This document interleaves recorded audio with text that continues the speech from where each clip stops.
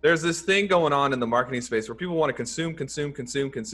But if you do not apply, then you become very smart, but you're still poor. You're still living in that Pennsylvania life, like Matt Green. Matt Green seems a little nervous today. I am cool as a cucumber all the time, man. He's like turning his little video on. He's like, here I am, guys. He's like, come on, bro, step to the front. So the biggest thing for us has been decentralization. I don't know that people believe us when we say that me and Chris, we don't make 95% of the decisions. We're out of it.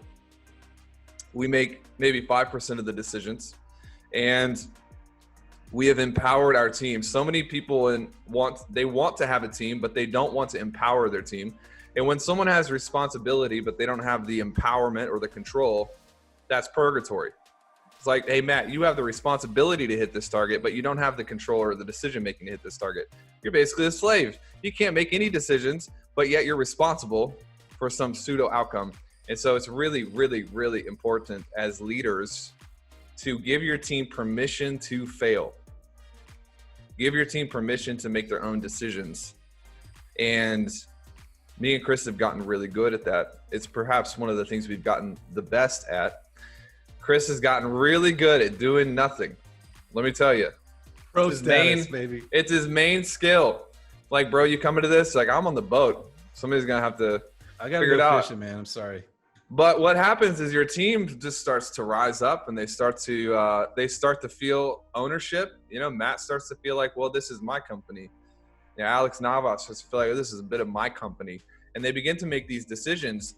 And, you also want to make sure the compensation is right. Derek, this is your fault for leaving such an open-ended question. I'm going to talk for an hour and probably not give you even what you asked. But, hey, open-ended question for the win. You got to have a free market inside your company. You got to make sure people can earn the money that they want to earn. You got to trust your people to make mistakes. Chris, did I miss anything? Is that everything? That's good. I'd say one thing to add is that I think many times entrepreneurs, owners, the leaders of the business, they think they're protecting their team by covering for their team, when they're actually robbing their team members of the opportunity to grow and expand. Right? They have to be the one that goes through the stuff in real time, real life, to be able to be confronted with the decisions to make or not make, right? And then what the result of that decision might be, positive or negative, right?